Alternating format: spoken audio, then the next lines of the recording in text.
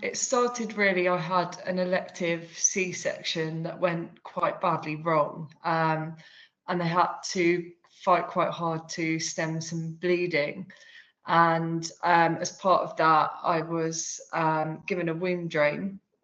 And because they had to fight quite hard to save my life, I was very, very sore. And for the next 4 weeks, I was recovering from the C-section, and the pain was still very severe, but I'd never had a C-section before. My first birth was a natural birth, and I knew that it could be very painful, the recovery.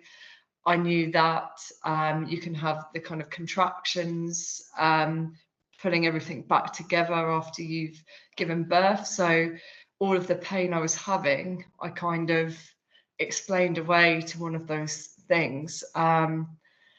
But about 4 weeks later, it was becoming quite clear that the pain was, getting really severe. I could barely walk, couldn't bend down to lift up my baby. And I decided to go to ring up the maternity line and say, look, I'm in a lot of pain here. So they said, well, pop in, we'll check you over. So I went in, they asked me for a urine sample, and I couldn't urinate. And looking back now, I know that's now a sign of sepsis. I actually hadn't urinated all day. And when they were asking me for this sample, I was trying to explain to them, I actually can't. And then they took my temperature, did a blood test, and I was very unfortunate that they then mixed my blood test up with another lady on the ward. And the person who was reviewing me, he, I think, saw a very tired, sort of stressed out new mum, and he put my symptoms down to a urine infection. And kind of looking back now, I want to scream at myself, because I knew that the pain was not a urine infection. I knew that it wasn't. It was, incredibly severe pain. And yeah, I think if I'd have known the symptoms of sepsis, I would have been more confident. And even if someone in my family had have known those symptoms, then we would never have let him send us home. But unfortunately, I was a bit delirious, I was a bit out of it, and we went home. And that night was one of the worst nights of my life. And it became very clear that I was very unwell.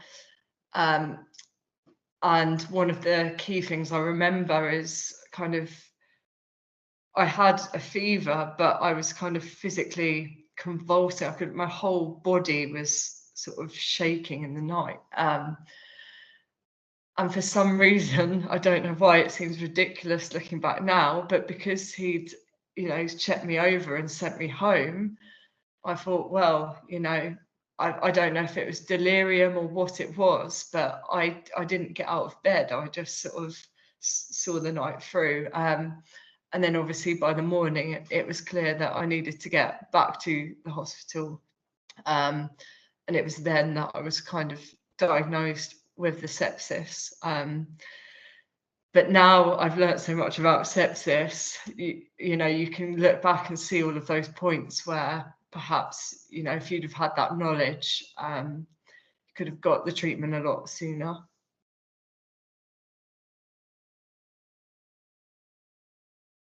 I've got to be honest, I always thought sepsis was something that was incredibly rare, that happened to other people. I never really thought about it much. I didn't know any of the symptoms. And yeah, I definitely didn't know about the risk of it post-surgery, particularly being a new mum as well. So I knew that you could get infections and that could be a complication, but I did not appreciate how kind of serious sepsis could be, how quickly it can take hold. So yeah, it was always, if I sort of read about it or saw it, I sort of said, oh, that's interesting, and then got on with my life and never really sort of soaked that information in.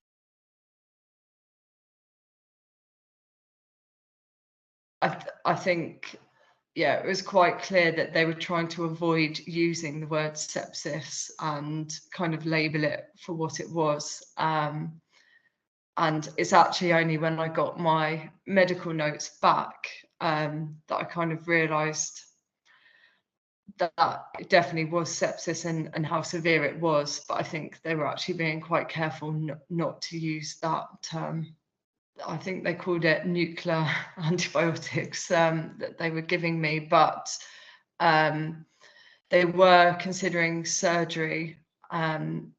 Luckily, I did manage to avoid that, but it took quite a long time for my body to respond to the antibiotics. So they were panicking, sort of looking at the other options that were available, because it was really sort of the last possible minute that they started to kick in and work. So I was very unwell for quite a few days with no kind of prospect of it improving, which psychologically was very difficult when you've got a tiny 4-week-old baby and, you know, another son at home. It was very difficult.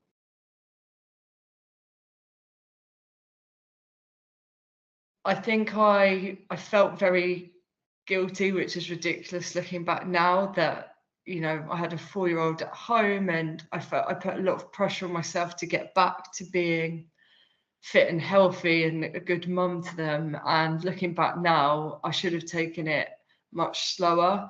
I couldn't walk to, you know, the end of my road for a good month after I left hospital. And I caught some kind of bug off one of my children. I think it was strep. And I ended up being readmitted to hospital about 2 months after the sepsis episode, where my body just couldn't cope with that infection. I went to the doctors, kind of crawled there, and my heart rate was 256 beats per minute. So she had to call me an ambulance and had to go back in, and my infection markers has all kind of gone through the roof again. So I think for me, something I was also shocked at is like how long it took my body to recover.